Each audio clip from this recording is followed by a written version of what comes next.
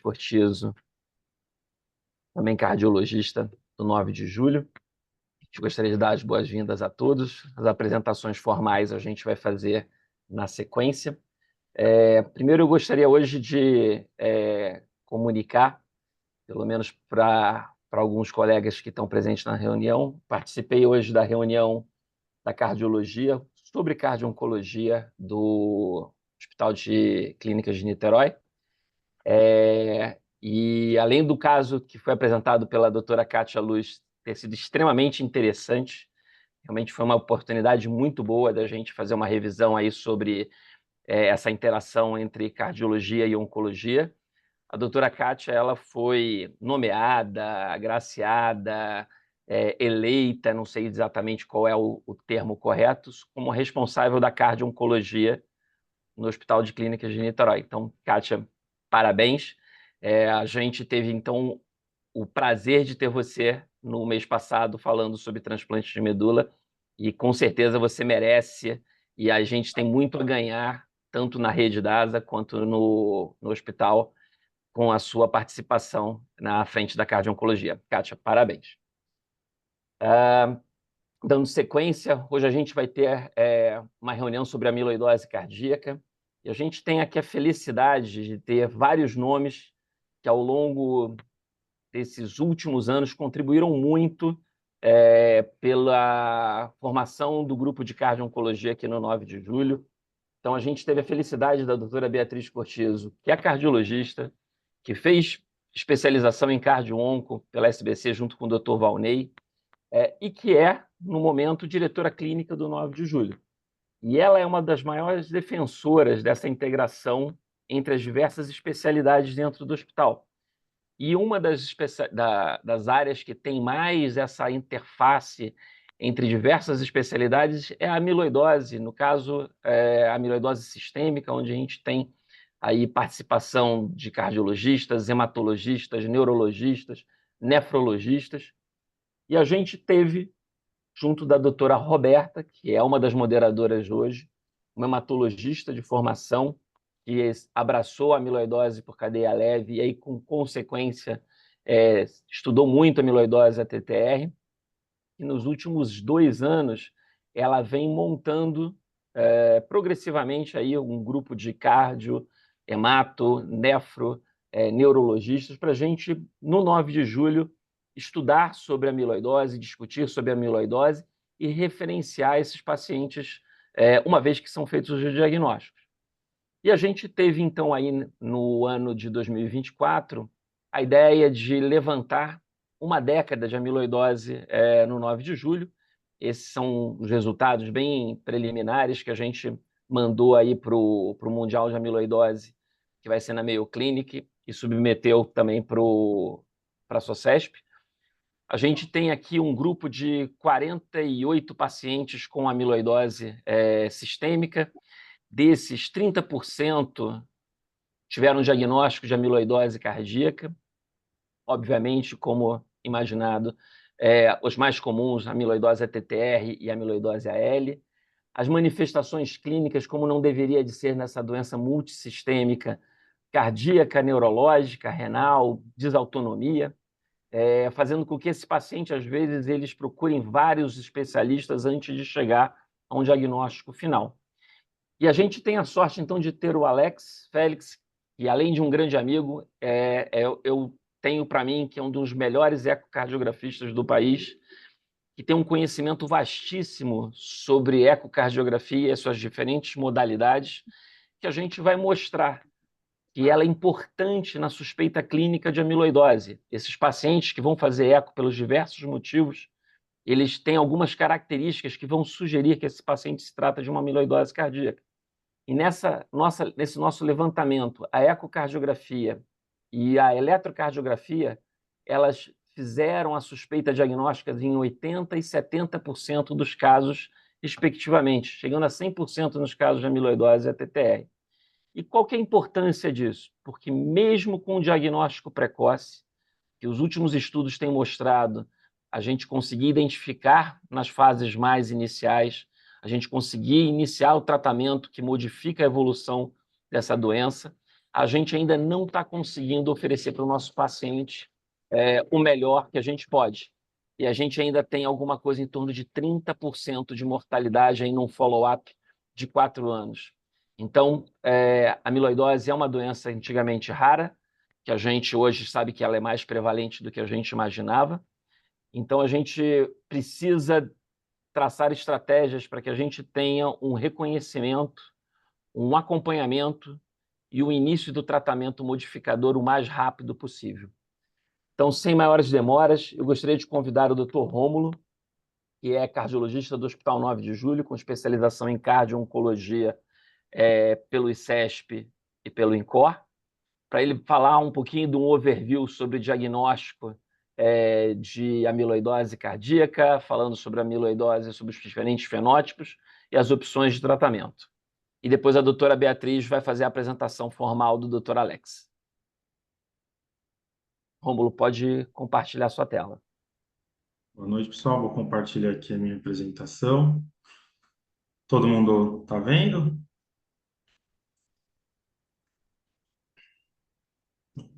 Sim. Sim. Então, tá, joia. Então, a apresentação, eu vou falar sobre a amiloidose cardíaca, né? E focar mais aí nos fenótipos e nos tratamentos. Então, não tenho nenhum conflito com essa apresentação.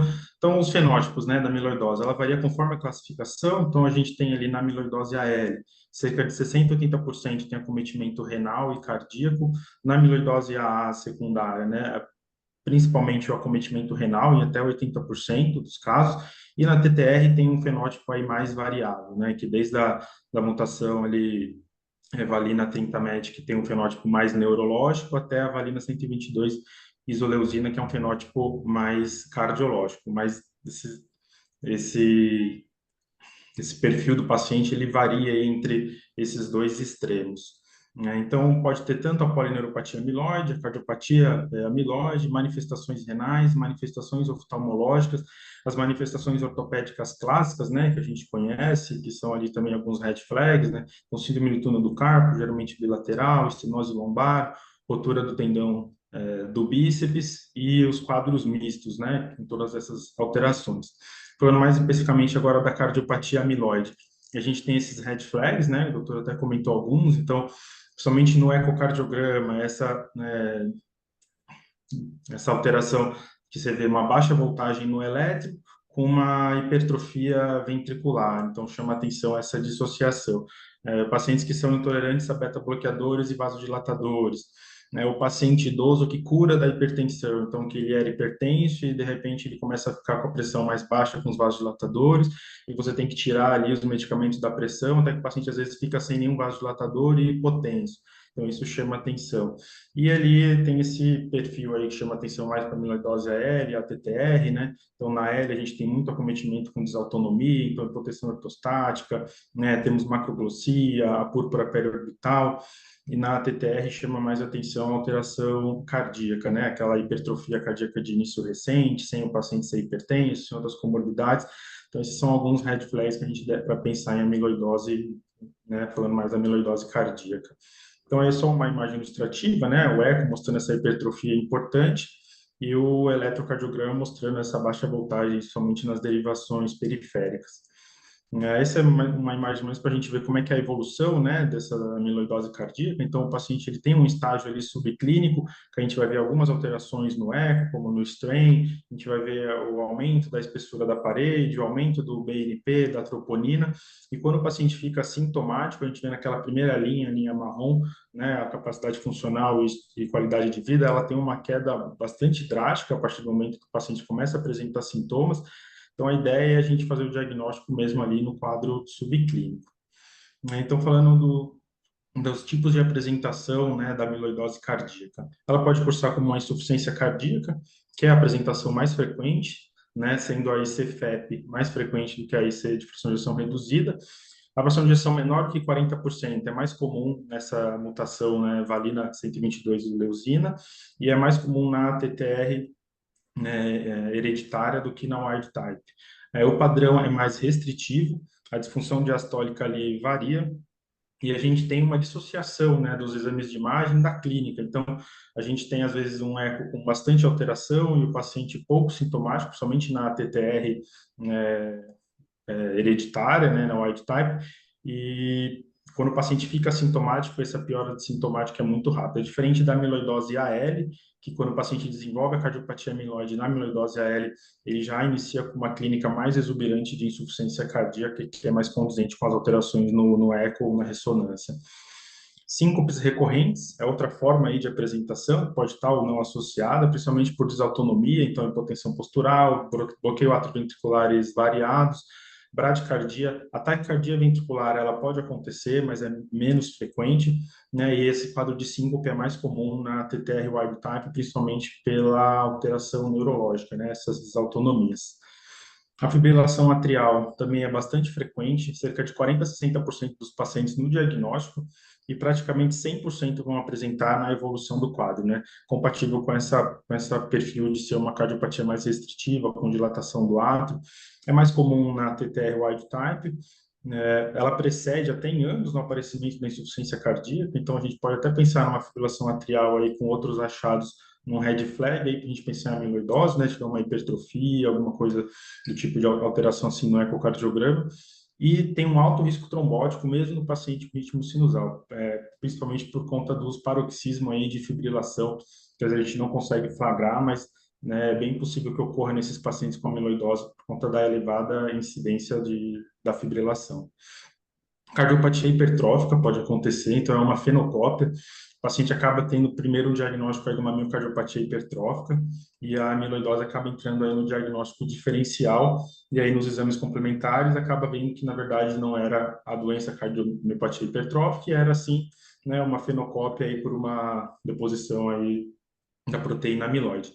É mais rara a forma obstrutiva na cardiopatia hipertrófica da amiloidose e cerca de 20 a 20% é assimétrica, né? Então pode ser uma hipertrofia septal pura, mimetizando muito aí uma miocardiopatia hipertrófica, então exige um certo grau de suspeição para a gente investigar a amiloidose nesses pacientes. A estenose aórtica é outra forma de apresentação da amiloidose cardíaca, é mais frequente nas estenoses aórticas de baixo fluxo e baixo gradiente, é mais comum no sexo masculino, tem uma corte americana em idosos acima de 65, 70, 65, 75 anos que foram submetidos a TAB, uma incidência aí de cerca de 13 a 16%. Então, é mais frequente do que a gente imagina a princípio. Então, sempre pensar né, na estenose aórtica, né, pensar em amiloidose cardíaca também. Como é que a gente faz agora o tratamento, né? Na insuficiência cardíaca, o tratamento que a gente tem na amiloidose é basicamente restrição de sódio e diurético. O principal objetivo aí é manter a euvolemia do doente, né? Esses pacientes, eles têm uma complacência ventricular muito baixa, então qualquer ganho de volemia, ele vai ter um aumento das pressões de enchimento, que vai causar que o paciente fique bastante sintomático, faça um edema agudo de pulmão, fique edemaciado. Da mesma forma, se a gente reduz a volemia do paciente, pesa um pouquinho mais a mão no diurético, esse paciente que tem um volume sistólico baixo, ele vai ter um débito cardíaco reduzido e vai fazer uma síncope, né, por essa hipovolemia. Então, realmente é um balanço aí, uma linha bem tênue que a gente tem que manter esse paciente. E as principais medidas se tornam aí o uso de furosemidas, antagonistas de aldosterona e avaliação do peso diário, né? A gente determinar o peso ideal desse paciente e ativamente correr atrás dele, aumentando ou diminuindo dose de diurético e ingesta hídrica. Os beta-bloqueadores, eles são, a princípio, não tem uma indicação de rotina, né? A gente usa apenas para controle de frequência cardíaca, se necessário, sendo que, via de regra, esses pacientes, eles apresentam FA com uma baixa resposta, então eles não costumam ter uma FA de alta, então ou uma frequência cardíaca controlada ou até mais para baixa resposta, né? Combinando ali com uma indicação de marca-passo que a gente vai falar mais para frente. Bloqueadores de canal de cálcio não dihidropiridínico são contraindicados por alteração com a fibrila amiloide. E ECA, BRA e INRA são, a princípio, não tem indicação formal, diferente né, da insuficiência cardíaca habitual, que essas medicações acabam sendo um dos pilares do tratamento. Na amiloidose, a gente não tem indicação de rotina e, geralmente, eles são mal tolerados. Mesmo quando o paciente tem uma fração de ejeção reduzida, a gente acaba não conseguindo introduzir nenhuma dessas medicações. Manejo da fibrilação atrial. Então, a gente tende a ter dificuldade de manter esse paciente no ritmo sinusal, mas se a estratégia for o controle de ritmo, a cardioversão ela é preferível à ablação. A taxa de sucesso da ablação é muito inferior na cardiopatia amiloide. A gente tem poucos estudos mostrando a eficácia nesse perfil de pacientes.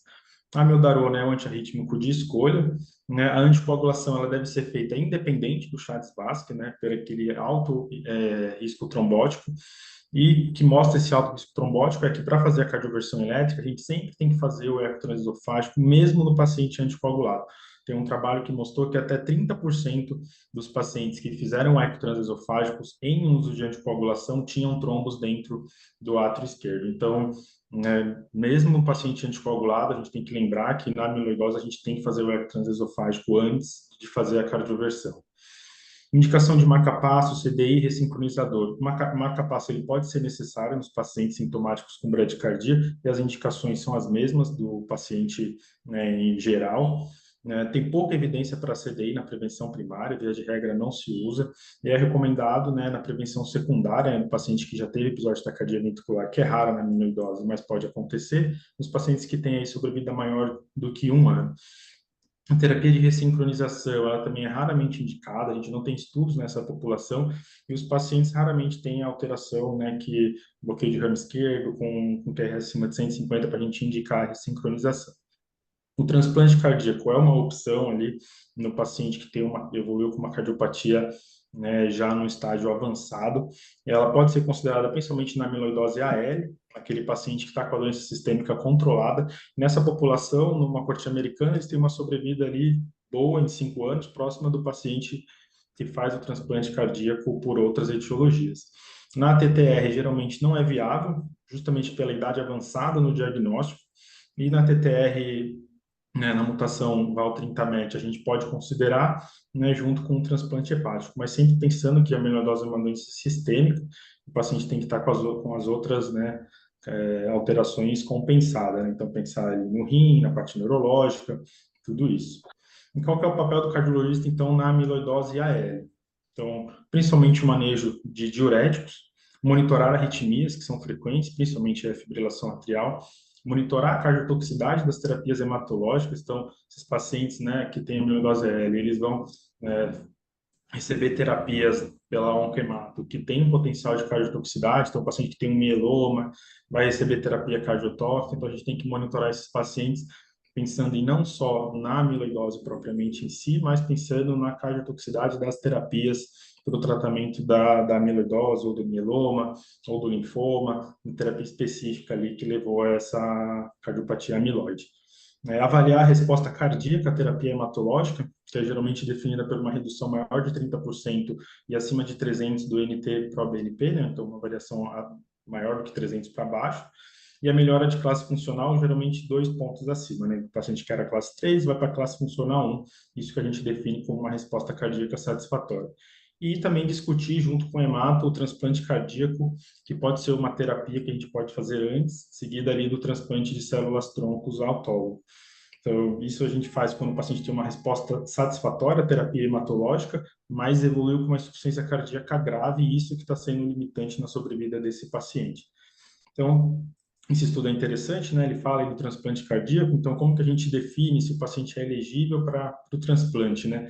Então, o passo 1, o coração está doente o suficiente, então a gente avaliar ali se realmente esse coração tem um acometimento grave, então o paciente está em classe funcional 3, 4, está necessitando de inotrópico, tem uma redução da capacidade funcional severa que a gente vai ver ali na ergo-spiro, no tempo de caminhada de 6 minutos, e se o resto do corpo está bem o suficiente. Essa é a segunda pergunta. Então, a gente tem que avaliar a fragilidade desse doente, o grau de neuropatia, o grau de doença pulmonar, doença gastrointestinal, como está o rim desse doente e se ele teve uma resposta hematológica significativa ao tratamento da amiloidose AL, né? Então, tudo isso a gente tem que ver para pensar na elegibilidade desse paciente para um transplante cardíaco.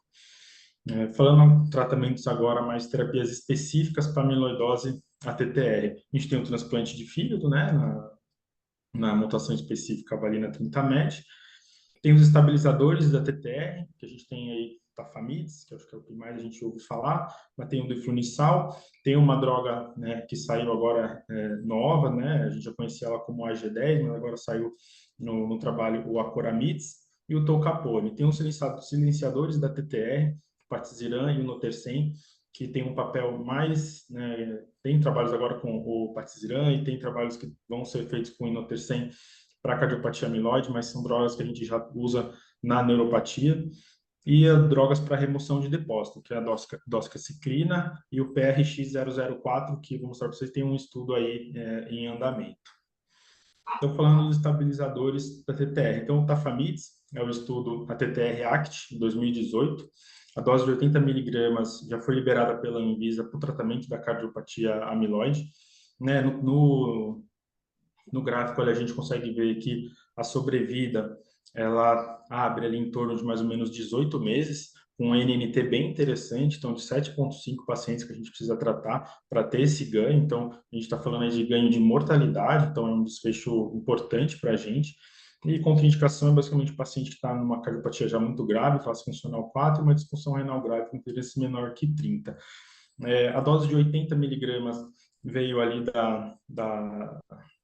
do gráfico de baixo, né, que a gente vê que, né, na análise ali dos subgrupos, a dose de 80, ela teve um benefício ali em relação do tafamidis em relação ao placebo, e na dose de 20 miligramas, apesar de tender o benefício, ela cruza a linha, então não teve significância estatística na dose de 20 miligramas. Então, por isso que, diferente da neuropatia, que a gente usa a dose de 20, para a cardiopatia a gente, né, prefere usar a dose de 80, mas muitas vezes na prática a gente não consegue essa liberação e acaba iniciando com a dose de 20 para tratando uma neuropatia e vai brigando para o paciente conseguir a dose de 80 depois, né? Porque a dose de 20, né, no estudo, ela também teve benefício.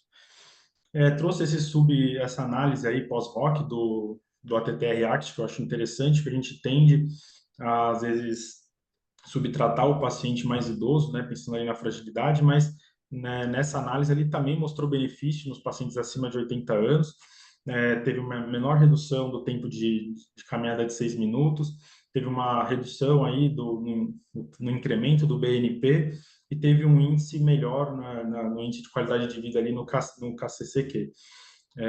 Não mostrou alteração em relação à mortalidade, mas porque se a gente pegar pacientes acima de 80 anos, foi um N pequeno, né? Não teve poder para ter uma significância, né? Então foram 51 pacientes no Tafamidis versus 37 placebo.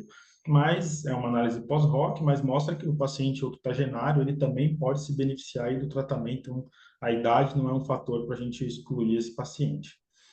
Então, falando também agora do Acoramidis, é um estudo agora que saiu em 2024, né, foi apresentado recentemente. Foi um estudo aí que foi randomizado 2:1, então Acoramidis versus placebo, e depois de 12 meses o paciente podia associar aí o Tafamidis. Então, mostrando os dados do estudo, né, o Endpoint, eu não consegui acessar o estudo porque ele ainda está fechado ali no New England, então eu peguei os slides da apresentação na ESC. Então, é um paciente que um estudo que ele mostrou benefício, então a gente vê ali mortalidade, então mostrando que ele teve uma boa resposta, então também igual o Tafamidis, reduzindo mortalidade por todas as causas, e esse benefício se mostrou ali em praticamente todas as populações, só se perdeu um pouco no paciente que tem uma doença renal mais avançada, então no tríplice menor que 45, o benefício foi mais marginal. Né, mas para todas as idades, então idade menor ou maior que 78 anos, e principalmente pacientes mais iniciais. Então, a gente vê que o benefício, né, na última linha ali, foi mais pacientes de classe funcional 1 e 2. O paciente de classe funcional 3 não teve um benefício evidente, né, não teve significância estatística, e o classe funcional 4 nem entrou na randomização. Então, também reduziu a hospitalização por todas as causas, né, reduziu em 50%, então com um risco relativo ali de 0,49, então é uma redução aí significativa, então é uma droga bem promissora, e reduziu aí a mortalidade por todas as causas com a curva abrindo próximo do que era o Tafamidis, né? O Tafamidis, a curva abria ali com cerca de 18 meses, com a Acoramidis em torno de 19 meses, né? Então, com redução de risco relativo de 25%. Então, é uma droga bem promissora. Só uma coisa, o problema grande é o custo, né? No trabalho lá eles põem que é em torno de $800 mil por ano, então é um custo bem elevado para uma medicação. Temos também os silenciadores da TTR, então a gente tem o Patisiran, que já tinha o Apollo Trial, né, que 2017, se eu não me engano, que era paciente neurológico, e aí saiu o Apollo B, que foi feito, né, nos pacientes com cardiopatia. Diferente do Tafamidis, que então teve benefício aí de mortalidade e internação por IC, o desfecho primário desse estudo era redução melhora do tempo de caminhada, né, e a melhora nos scores de qualidade de vida, né. Então, ele mostrou, teve esse benefício, então o paciente teve uma preservação da capacidade funcional, o que é muito interessante, e teve uma melhora da qualidade de vida, que para o paciente às vezes é o que mais importa, né? Então é uma alteração, é uma mudança significativa, né? Então essa tem uma significância muito importante, então é uma medicação que veio aí também para associar no nosso arsenal terapêutico. Não teve ganho de mortalidade, então talvez ela entre em um segundo plano, mas é uma droga interessante. E após 12 meses, né, o estudo ele foi aberto, então teve o período aí duplo cego, depois de 12 meses, o período open label.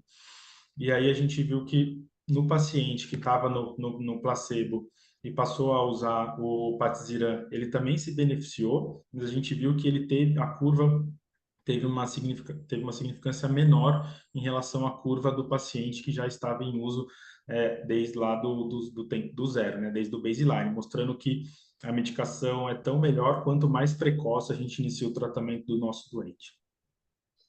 Perspectivas, a gente tem aí alguns estudos, né, no Clinical Trial, então o Cardio-TTR, o Cardio-TT Transform, que é com Iplotersen, que é aí que a gente tem o análogo aí do Inotersen, que é um silenciador do TTR, é um estudo já em fase 3, que tem endpoints aí também interessantes, que é mortalidade cardiovascular e redução de evento cardiovascular, e a gente tem esse anticorpo monoclonal, que é também uma outra linha aí de tratamento para amiloidose, que é de removedor de depósito, que é o PRX004. Já foi publicado o estudo fase 1, que mostrou as doses ali, né, seguras, e agora está indo para um estudo já de fase 2, que vai mostrar eficácia e segurança, mas é uma promessa aí no tratamento da amiloidose. Aqui eu trouxe, né, da nossa levantamento que foi feito aí na Sociedade Brasileira de Cardiologia, foi publicado lá em 2021, que são as recomendações para a gente ver que é mais ou menos aquilo que eu falei, né? Então, o diurético de alça, classe funcional 1, a gente vai usar basicamente para todos os doentes, para controle da volemia, evitar substâncias bradicardizantes, classe funcional 1. Então, o uso rotineiro dos fármacos, né? ECA, BRA, INRA, SGLT2, é classe 3, então não é para usar de rotina. Anticoagulação para todos os pacientes com fibrilação atrial, dependente do risco, classe 1, né? E a gente tem que, né, encaminhar o paciente para o centro especializado, né? E na recomendação para o ATTR, por enquanto, a gente tem só o Tafamidis. O Acoramidis saiu o estudo agora em janeiro, agora desse ano, e o Apollo B também acabou de ser publicado, né? Logo mais deve ser incorporado aí nas diretrizes, né? Com algum grau de recomendação aí mais elevado. Mensagens assim no final, a amiloidose, né, ela é uma doença cardíaca mais subdiagnosticada do que rara, né, o que a gente tem visto na nossa prática. Os múltiplos fenótipos podem ter apresentações variáveis, então, e eles são sobreponíveis, então a gente tem que pensar, né, ter essa doença na nossa mente para a gente lembrar dela. Lembrar que as terapias habituais para IC elas são pouco efetivas, às vezes prejudiciais. O manejo da volemia é o principal. Lembrar que tem hoje terapias específicas que reduzem mortalidade, então a gente tem que oferecer, por mais dificuldade que a gente tenha hoje, somente no SUS, mas no privado tem caminhos que a gente pode conseguir essa medicação e saber que tem novas terapias aí em desenvolvimento, mas que a grande barreira é o custo desse para o serviço de saúde, tanto o privado quanto para o público. Obrigado. Obrigado, Rômulo. Obrigado pela apresentação. A gente vai deixar as perguntas para depois. Bia, você faz a apresentação do Alex? Sim. Dr. Alex dos Santos Félix, ele é chefe do setor de cardiologia do Instituto Nacional de Cardiologia, é coordenador da cardiologia DASA Rio de Janeiro, tem mestrado em ciências cardiovasculares e doutorado em cardiologia pela UERJ, e ele é médico do American Medical City no Hospital Quinta D'Or. Alex, sua vez. Obrigado. Em primeiro lugar, boa noite a todos. Obrigado pelo convite. Me sinto muito honrado de participar dessa sessão Foi muito importante, parabéns, doutor Rômulo, excelente aula, foi muito aspectos clínicos e de tratamento que são fundamentais para a gente manejar essa doença. E me cabe falar aqui sobre a amiloidose cardíaca, os aspectos ecocardiográficos para suspeição e diagnóstico. Não tem nenhum conflito de interesse com essa apresentação.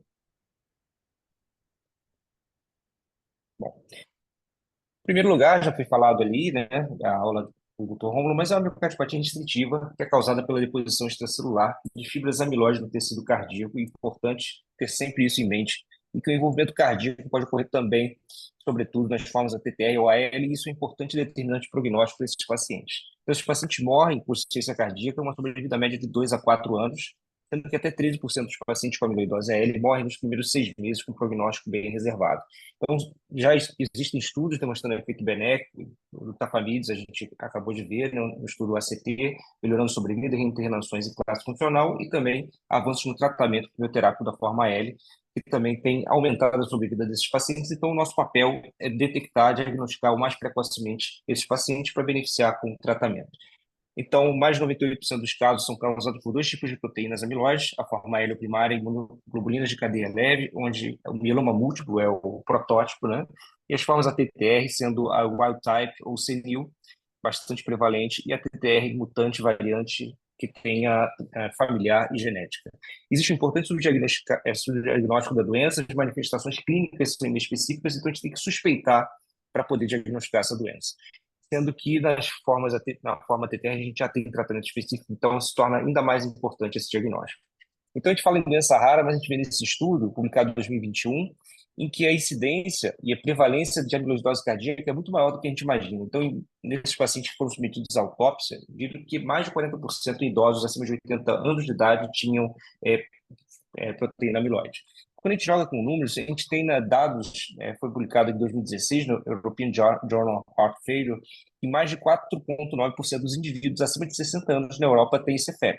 E quando a gente coloca em dados, por exemplo, da Suécia, que é um lugar que tem todo o recurso diagnóstico, 25,6% da população da Suécia tem mais de 60 anos, então a gente tem 2.585.600 pessoas. E quando a gente sabe que 4,9% desses pacientes podem ter CFEP, a gente chega a 129.280 casos.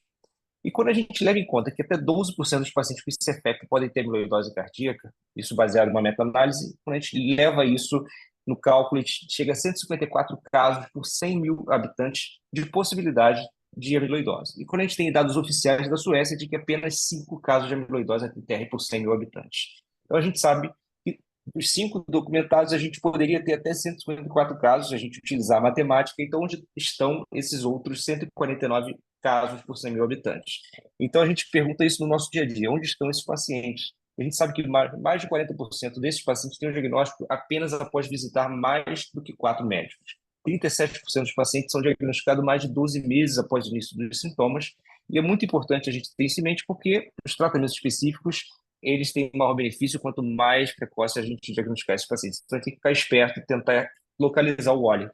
E aqui é um exemplo disso: um paciente de 83 anos, hipertenso, dispneia de moderados esforços, procurou emergência por uma importante piora funcional após um esforço físico mais intenso. O eletro não chamava atenção. Esse é um caso da doutora Marcela Iso, Sérgio Salles e doutor Gabriel Camargo. Septo de 1,6, parede posterior de 1,4, uma fração de ejeção preservada, nada diferente do que a gente vê no nosso dia a dia, né? Uma disfunção diastólica grau 2, pseudonormal, é linha de 14, aumentada, e a linha septal lateral de 5, o que é bastante reduzida, com aumento do lado esquerdo, 45 ml por metro quadrado. Então, a gente vê muitos desses doentes, muitas vezes a gente acaba não pensando em amiloidose. E quando a gente vai ver aqui, ó, a fração de ejeção de 60%, e olha o strain. O strain tem um aspecto visual que lembra um apical sparing, ou seja, a deformação melhor na ponta do que os segmentos basais e médios. Quando a gente faz um cálculo, a gente vai ver um trabalho aqui embaixo da base para esse tipo de cálculo, com a média dos segmentos apicais dividido pela soma dos segmentos basais e médios, a gente chega a um valor de 1,08, sendo o ponto de corte de 1,0.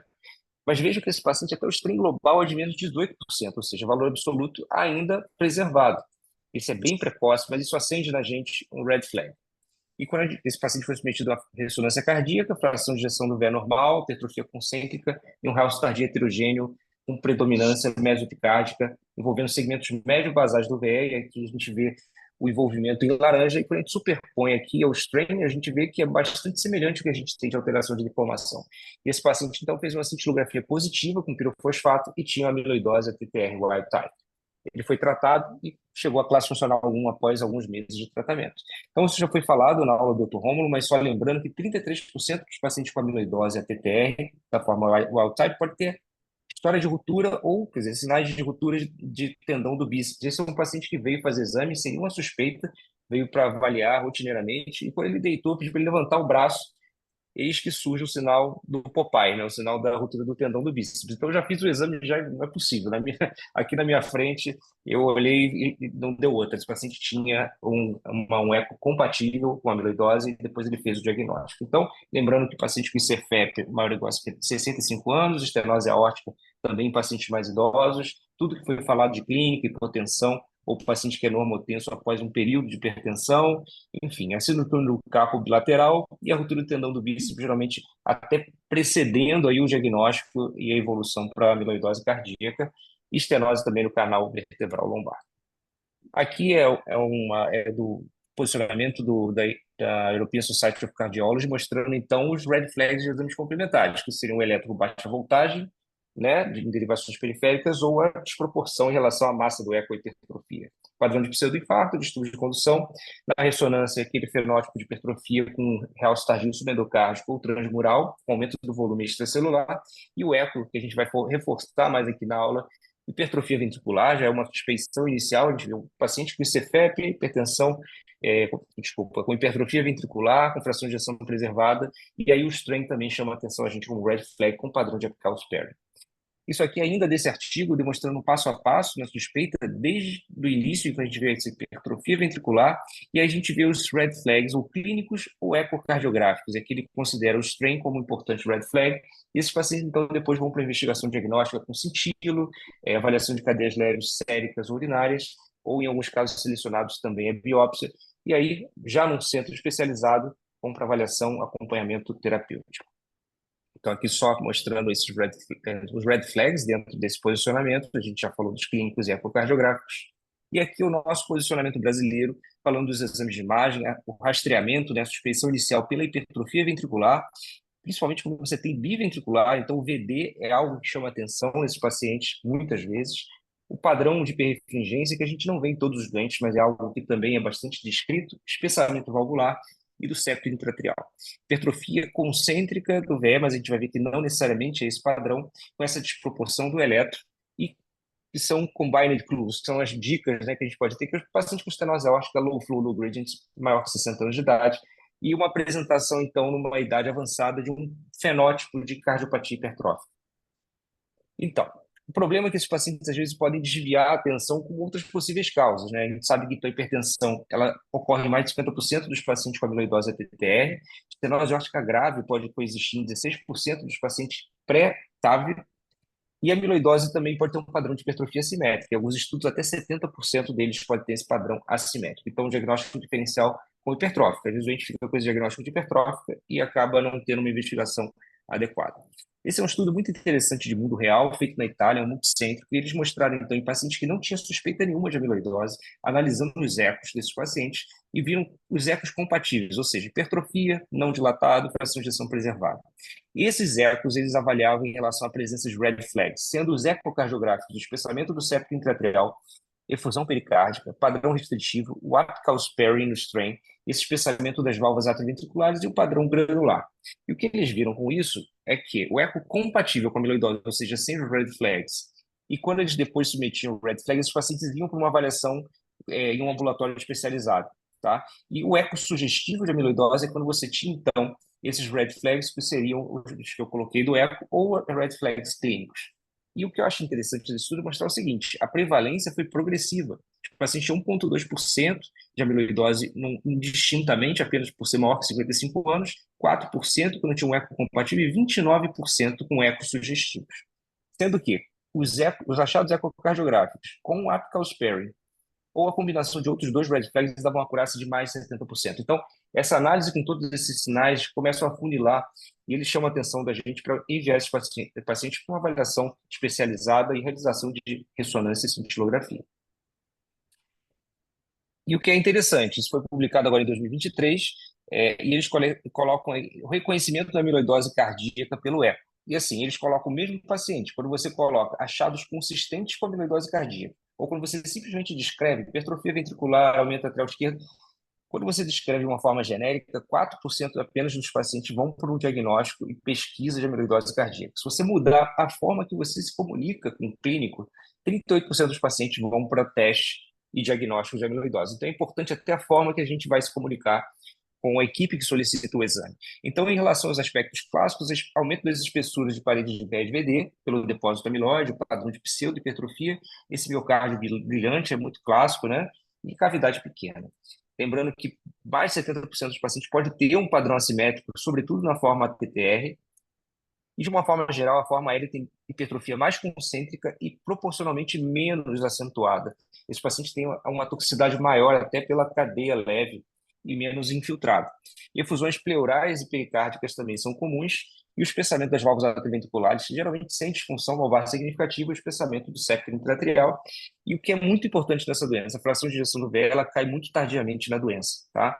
Mas a gente vai ver esses pacientes, mesmo com fração de ejeção preservada, muitas vezes têm baixo débito sistólico, o stroke volume, mais precocemente. Aqui um exemplo disso, a aparência brilhante do miocárdio, espessamento aqui do septo intraarterial, no apical 4 câmaras, espessamento das válvulas atrioventriculares, aumento biatrial, hipertrofia biventricular, aqui não está mostrando, a gente vai ter outros casos mais à frente, e derrame pericárdico, aqui no caso leve, em outros casos a gente vai ver um pouco mais importante. Esse é um exemplo disso, fração de ejeção normal, 67%, e quando a gente vai avaliar, esse paciente tem um débito cardíaco reduzido, 41 ml, tá? E indexado certamente também bastante reduzido. Então, precocemente, eles alteram o débito cardíaco, mesmo antes de alterar a fração de ejeção, e algo também característico da doença é a disfunção diastólica mais acentuada. Classicamente, ela é descrita como descritiva, mas quanto mais precoce a gente diagnosticar esses doentes, menos restritiva a gente vai ver. Então, tem muitos doentes que chegam com grau 2 e até mesmo apenas déficit de relaxamento. O aumento biatrial, é importante saber, acontece por dois mecanismos. Primeiro, a disfunção diastólica em si, aumento de pressão atrial, e, em segundo lugar, a disfunção intrínseca do miocárdio atrial pelo infiltrado amiloide da parede do átrio. Tá? Então, esses pacientes podem desenvolver trombos atriais mesmo em ritmo sinusal, e a gente vai ver um exemplo a seguir. A paciente de 55 anos, feminina, 3 meses de espinéia progressiva e tosse seca, com edema periférico, febre baixa e perda ponderal. Ela procurou atendimento, pediram um eco e viu uma massa no ato direito, então acharam que era mixoma e mandaram para o INC para a gente operar essa doente. O eletro é esse que vocês veem, né? Uma baixa voltagem, pseudoinfarto precordiais, e esse é o eco da paciente. A gente vê aqui uma janela adaptada para o VD, a gente vê aqui uma grande massa dentro do ato direito, aumento do atrial direito, espessamento da válvula tricúspide, derrame pericárdico, e aqui a gente vê essa massa com mais detalhe, bastante móvel, numa janela transtorácica. Quando a gente vai ver aqui, esses aqui são os 3 cortes apicais, a gente vê que o paciente tem um padrão de apical sparing, aumento das espessuras das paredes ventriculares, aumento biatrial, tem todos os sinais aqui chamando a atenção para a possibilidade de amiloidose. Além disso, o acometimento do VD também com padrão de apical sparing. E a gente, no transesofágico, vê essa grande massa que é o apêndice atrial direito, remora dentro do ato direito, e com detalhe aqui no corte sagital, aqui o seio coronário, a gente vê que essa massa é muito móvel, e ela se projeta aqui para dentro do apêndice atrial direito. Então, depois desse exame, eu falei, olha, isso aqui para mim é um trombo, se não for, rasgo meu diploma, e o pessoal, mas não, isso não é mixoma. Eu falei, gente, vamos fazer o seguinte, vamos anticoagular essa doente e vamos ver o que acontece. Mas ver como é que o 3D permite essa visualização, e a gente vê que ela está agarrada aqui por um pedículo dentro do apêndice atrial direito.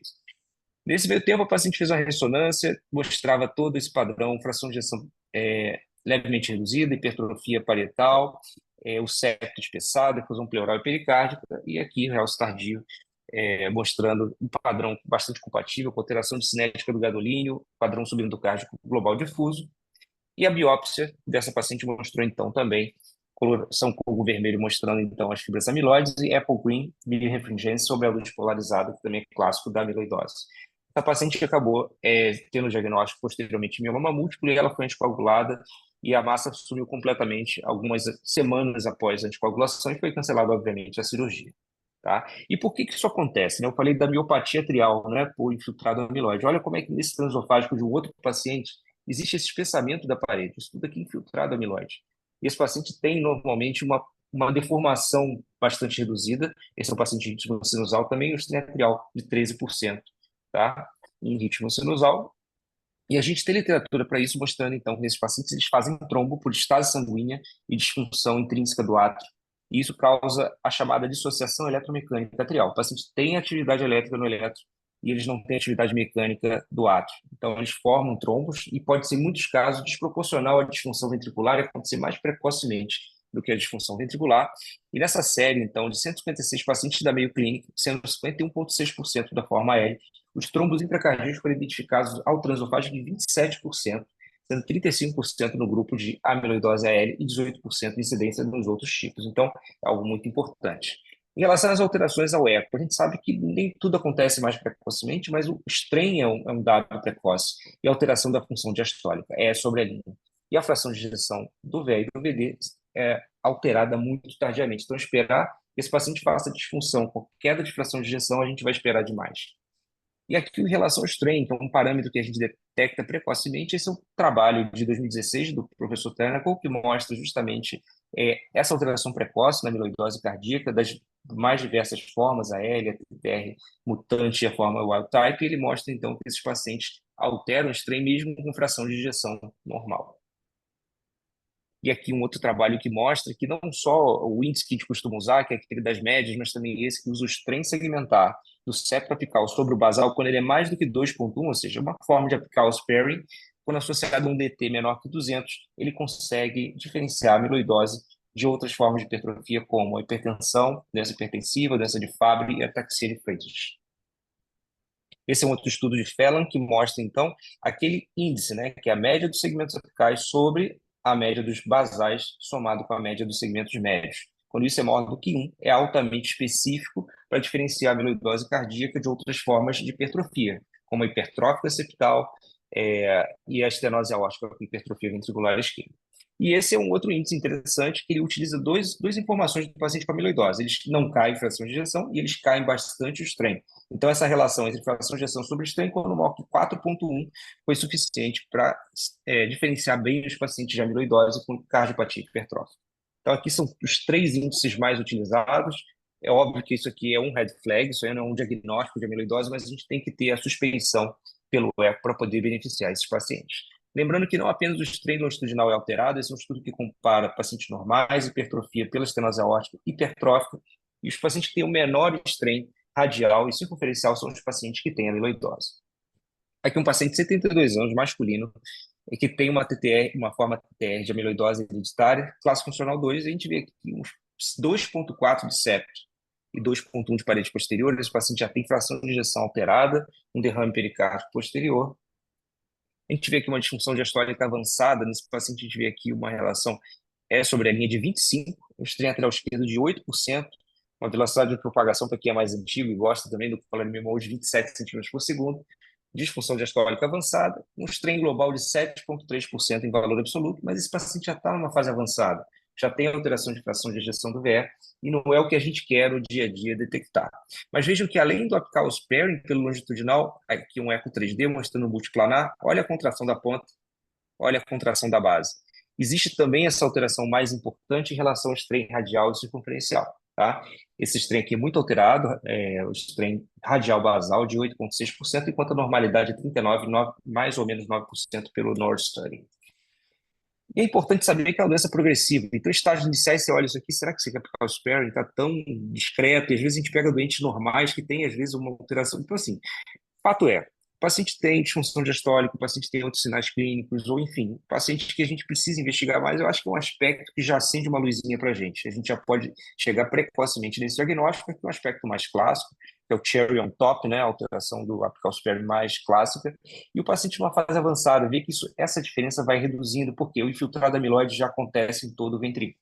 Então, saber que mesmo assim, a gente tem aí alguns indícios de amiloidose. Mas saber também que a apical sparing nem sempre é amiloidose.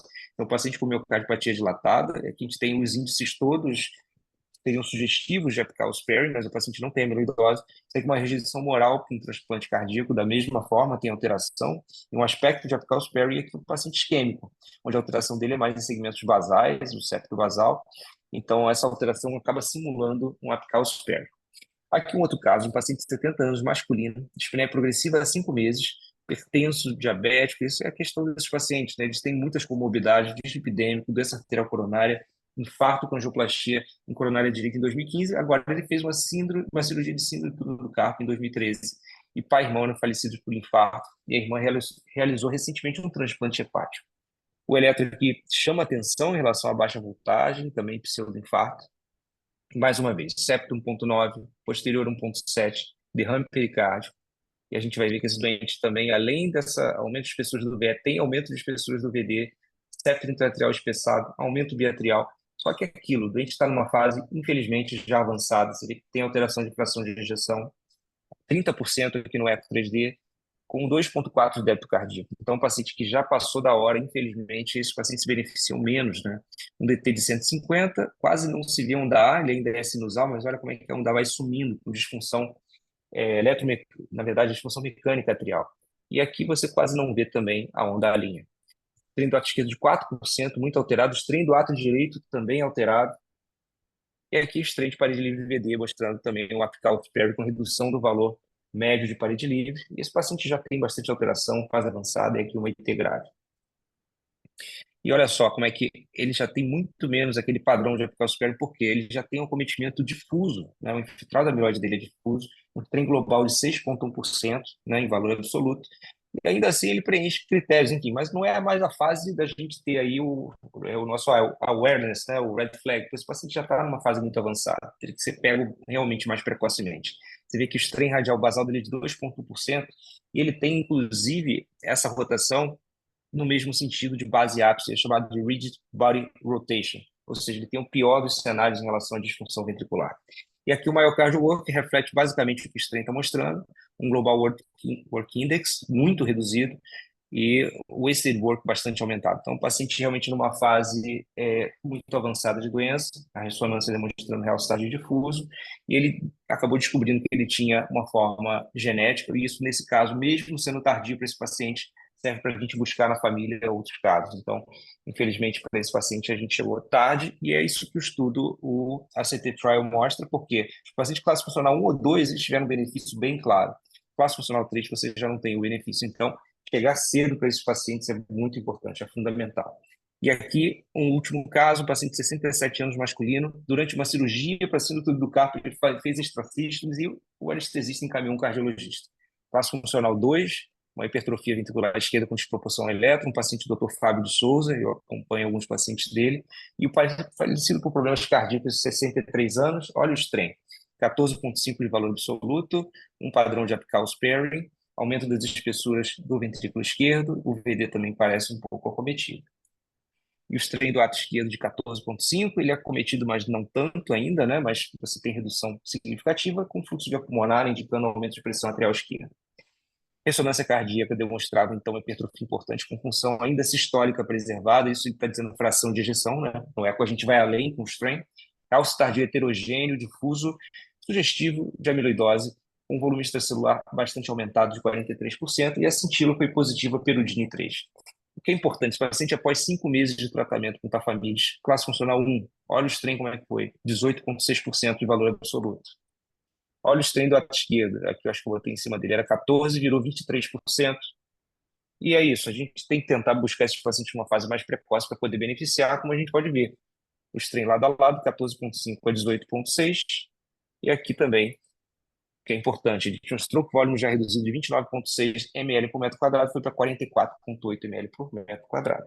Então, para finalizar, a gente precisa aumentar o conhecimento, o alerta sobre a amiloidose cardíaca, importante causa de CPEP, ter cada vez mais um diagnóstico mais precoce e melhores possibilidades de terapêutica. Sempre correlacionar os achados ecocardiográficos com outros red flags clínicos para aumentar a probabilidade pré-teste de amiloidose. Os pacientes, então, maior ou igual a 60 anos, com hipertrofia do VI e CFEP, pensar sempre em amiloidose. Esperar por um eco com sinais clássicos de amiloidose para fazer um diagnóstico significa, então, que a gente perdeu o timing, porque esse paciente vai estar numa fase muito avançada. E embora o apical sparing no strain bidimensional não seja 100% sensível nem específico para amiloidose cardíaca, não tenha medo de utilizar como red flag e sinalizar aqui persistente. Contato com o médico é sempre o melhor. E caso não consiga o contato, colocar ali e levantar a possibilidade sempre para você prosseguir com o diagnóstico desses pacientes, correlacionando com dados clínicos e outros métodos de marcha. Obrigado a todos aí, um prazer participar mais uma vez, e aí coloco à disposição para perguntas.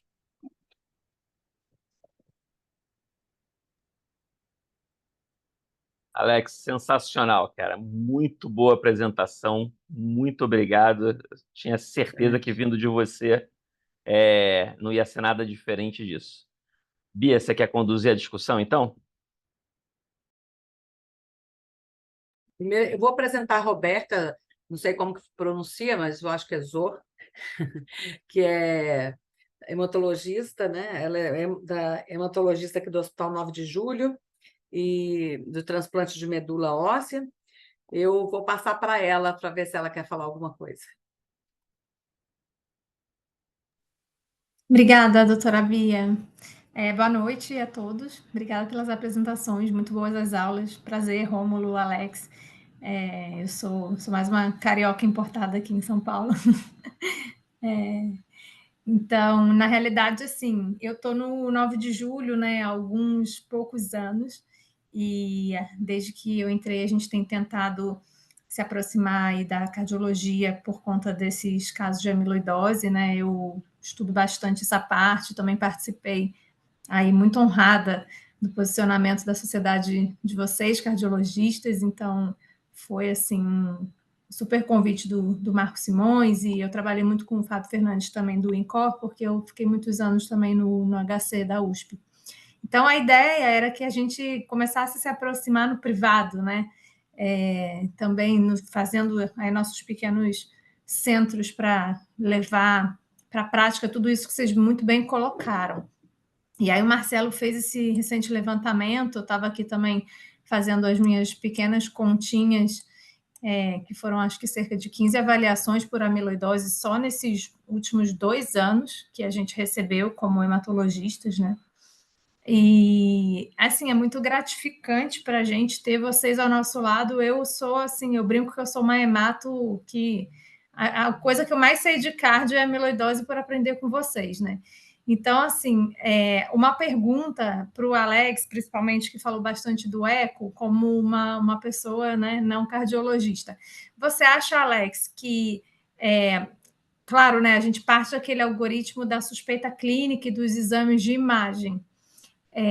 Você acha que em todos os casos a gente precisa complementar necessariamente com a ressonância cardíaca, ou nesses casos que você mostrou que são muito sugestivos, isso não é necessário, né? O diagnóstico ali, a pista diagnóstica pelo eco já está suficiente para a gente dar segmento, sequência ao algoritmo, porque a gente recebe muitos casos assim, né, do cardio, onde às vezes eu, como hemato, que não sou nada especialista, vejo um eco que eu falo, nossa, gente, mas esse eco, enfim, o septo está quase normal, será que isso realmente, aí alguém pensou em amiloidose? E aí, às vezes, eu falo, só uma curiosidade, vocês fizeram ressonância.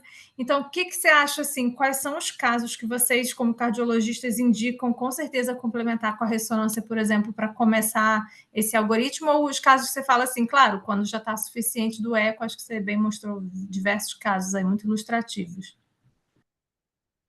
Bom, excelente pergunta. Isso é motivo sempre de muita discussão. Eu acho que um eco que já é bastante sugestivo, num paciente que tem um contexto clínico que, assim, ou outros red flags, ou um paciente dentro da faixa etária, né, um paciente mais idoso, um paciente que tem alguma outra coisa que sugira para a gente a possibilidade diagnóstica, eu acho que a gente pode ir direto para a investigação, e a ressonância, ela, apesar de ser interessante, importante, nem sempre a gente tem disponibilidade, nem sempre a gente tem facilidade no acesso. Eu acredito que em alguns lugares eles vão fazer em todos os pacientes, né, sendo bem honesto, mas assim, eu acho que em alguns casos, às vezes pela dificuldade que a gente tem para não perder tempo com esses pacientes, a gente poderia seguir investigação com uma boa imagem, com achados sugestivos. Eu acho que a gente pode seguir sim, adiante, independente da ressonância. Não estou menosprezando, a ressonância é muito importante, caracterização tecidual, volume extracelular, acho que cada vez mais vai ser mais utilizado, porque a gente já tem estudos mostrando um acompanhamento desses doentes, mostrando inclusive a resposta ao tratamento. Então, assim, só acho que em alguns casos a gente pode sim seguir adiante na investigação independente da ressonância.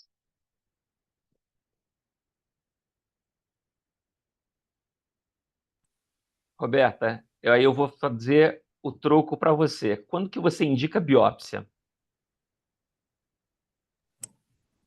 Eu acho assim, sempre bom te reforçar, né? O guideline, o algoritmo tá, acho que bem elucidativo, mas a gente ainda vê muita confusão na prática mesmo. Então, a partir do momento que a gente evidenciou um componente monoclonal, a gente tem que pedir uma biópsia, né? E isso por conta daquela entidade chamada gamopatia monoclonal de significado indeterminado, que é aquela proteína monoclonal que só está confundindo mesmo toda a história, e o paciente, principalmente os mais idosos, que podem bem ter uma TTR wild type, eles têm uma frequência aí com o passar da idade que vai aumentando de proteína monoclonal. Hoje mesmo atendi uma paciente de 90 anos que sei lá por que o clínico pediu uma eletroforese, ela nem tinha suspeita de nada. Eu ainda falei, nossa, deixa eu ver, será que tem um eco? Eu já fui, tentando ver para esse lado, mas não era, assim, a pessoa pediu do nada, e ela tem um componente monoclonal que deve ser uma gamopatia de significado indeterminado. Então, por causa dessa entidade que aumenta com a idade, a gente precisa sempre pedir biópsia para não só evidenciar o depósito amiloide pela coloração vermelha do Congo, como mais importante, sim, subtipar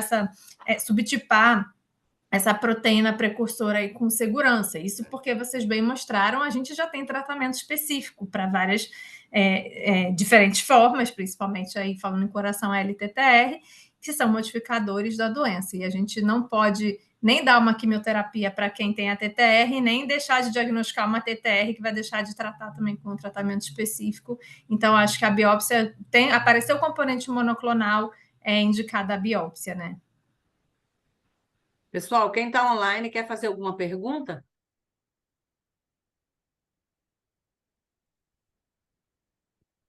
Kátia, você está aí ainda? Estou aqui. Quer falar alguma coisa aí? Eu estava aqui pensando, né, em relação à questão da ressonância. A ressonância cardíaca tem uma característica interessante, né, importante, que demonstrar para a gente a carga amiloidótica, né? Que em inglês é burden, né? Amyloid burden, né? E isso faz diferença, assim, para a gente entender o quanto a gente tem de depósito, né? Muitas vezes, assim, muitas vezes o eco vê bem, né? A hiperrefringência, etc. Mas a ressonância mostra bem para a gente, né? A carga amiloidótica, e isso faz diferença assim, no prognóstico da doença cardíaca, né? Principalmente assim nesses pacientes ATTR, né? Que, enfim. Então isso é interessante, né? A gente lembrar, né? E a ressonância faz uma diferença. Rômulo, eu vou te fazer uma pergunta. Que um dia você estava tratando um paciente seu lá com amiloidose. Como que a gente faz para dar entrada no tratamento no SUS? No SUS, a gente ainda não consegue a dose de 80 miligramas, assim, pelo que eu falei até com o pessoal da indústria. A gente consegue, faz a eletroneuromiografia, vê que o paciente tem alteração neurológica, a gente consegue a dose de 20 miligramas e a gente inicia com essa dose e aí tem algum benefício, né? A gente vê, às vezes, alguma melhora ali no quadro do paciente. Mas para tentar a dose de 80 miligramas, aí é judicialização mesmo, né? Mesmo no convênio, é bastante difícil a liberação. Estou com outro caso externo que a gente conseguiu junto com o convênio, acho que era CACI, a dose de 80 miligramas, o paciente começou a usar faz um mês. Então, alguns conseguem, alguns negam, mas via SUS, a dose que está liberada é a de 20 para tratamento da polineuropatia amiloidótica familiar. Aí a gente consegue essa dose, a de 80 ainda não. Só para complementar, Rômulo, por coincidências do tempo, está aberta agora a consulta pública justamente para aprovação e a inclusão no rol de tratamentos o uso do Tafamidis. Então, acho que é para aquelas pessoas que trabalham que tratam pacientes, é uma oportunidade ímpar que a gente tem de estar colocando aí a nossa opinião, verbalizando de uma forma mais proativa, porque como o Alex falou e como você também mostrou, quem vai mais se beneficiar desse tratamento são aqueles pacientes na fase precoce. Se a gente identificar esses pacientes tardiamente, dificilmente a gente vai trazer o benefício que eles teriam quando fosse diagnosticado na fase inicial da doença. Sim. Você tem esse link aí, Marcel? Tenho, eu vou colocar no chat aqui, todo mundo que puder depois, quiser colocar, ajudar, é interessante. Acho que vale a pena. Tem uma pergunta no chat, doutora Bia, se quiser ler, ou se quiser que eu... Ó, gostaria de fazer uma pergunta para o Dr. Alex. Qual seria a indicação da cintilografia com pirofosfato nesse cenário, com a ressonância magnética já sendo sugestivo de amiloidose? Bom, a ressonância, ela fala sugestivo de amiloidose, ela não te dá o tipo, né? Com a biópsia também, eu mostrei aquele caso lá, o vermelho com, enfim, aquilo ali não te dá o tipo, né? Qual a proteína amiloide. E a gente faz, então, afastando cadeias leves, né?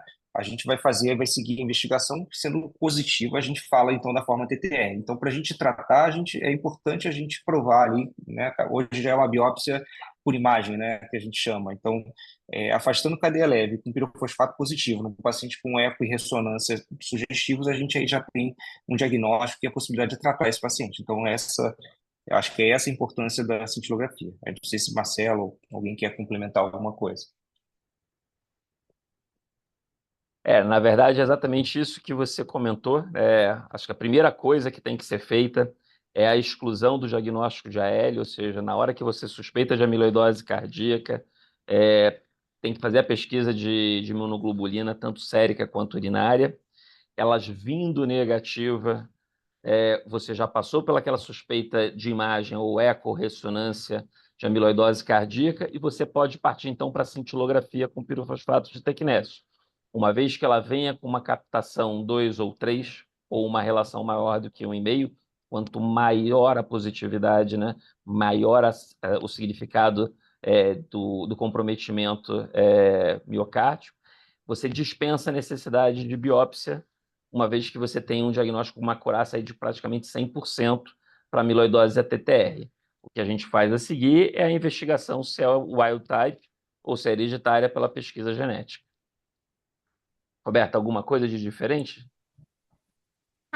Como hematologista, assim, eu gosto só de reforçar sempre que eu estou em discussões como essa, porque às vezes as pessoas têm uma certa dificuldade de solicitar os exames. Então, sempre só reforçar que o mínimo que deve ser solicitado para fazer essa triagem, para ver se tem gamopatia monoclonal, é a imunofixação sérica, as cadeias leves livres, capa e lambda séricas, e a urina de 24 horas para fazer pelo menos a imunofixação urinária. E muitas vezes os pacientes não vêm com toda essa avaliação realizada e já vêm com uma cintilo feita, captando, por exemplo, 2 ou 3. E aí a gente complementa a avaliação, às vezes acha componente monoclonal e aquela cintilo também confunde, porque você vai ter que partir para a biópsia de todo modo.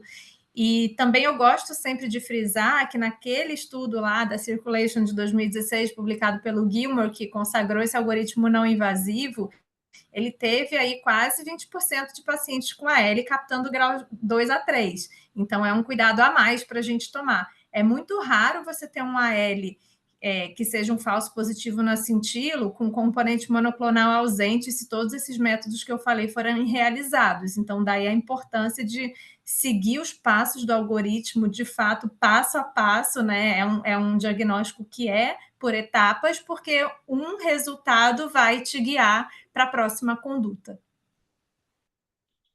E, Roberta, fala um pouquinho da sua experiência na sua tese com a espectrofotometria de massa em termos de diagnóstico histológico do tipo da proteína.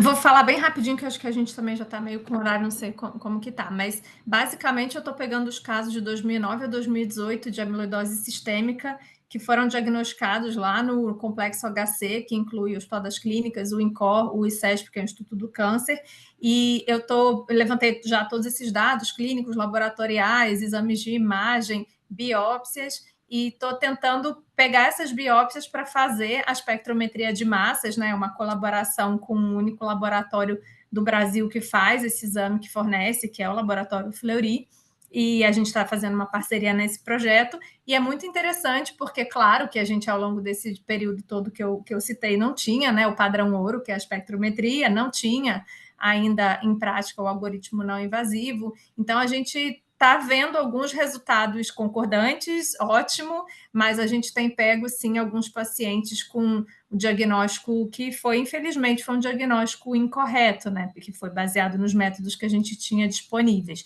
Hoje a gente já tem, né, isso disponibilizado no laboratório que eu citei, é o único ainda do Brasil que faz, muita gente antes mandava para fora, para centros externos, internacionais, mas hoje a gente já tem essa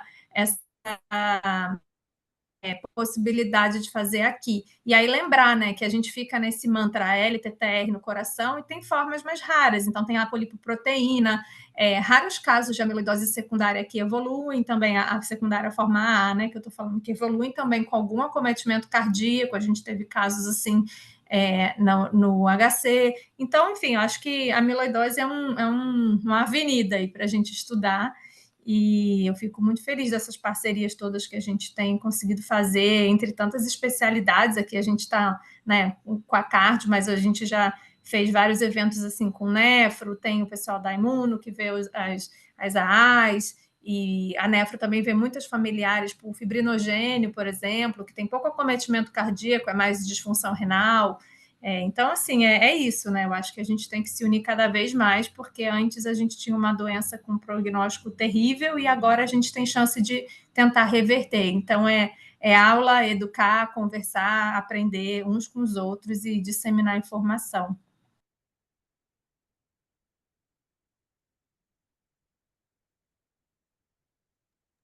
Bia? Acho que nós já, pelo andar da hora, eu acho que agradeço ao pessoal, quem estava em casa vendo, eu acho que foi assim, uma noite proveitosíssima. E eu lembro quando eu estava na faculdade, a gente tinha embolia pulmonar, a gente tem que pensar, é uma coisa muito difícil de se ver, a gente tem que pensar naquilo. E a amiloidose hoje, de uns tempos para cá, é a mesma coisa, a gente tem que saber para poder pensar, senão a gente nunca vai saber procurar a doença, né? Então, eu agradeço muito, foi excelente, e estamos prontos para as próximas aí. Obrigada, viu, gente? Boa noite. Obrigado, Tchau, boa noite. gente. Boa noite. Alex, Rômulo, super obrigado, cara. Obrigado, Obrigada, Marcelo. Um tchau. abraço. Obrigado, boa noite. Boa noite.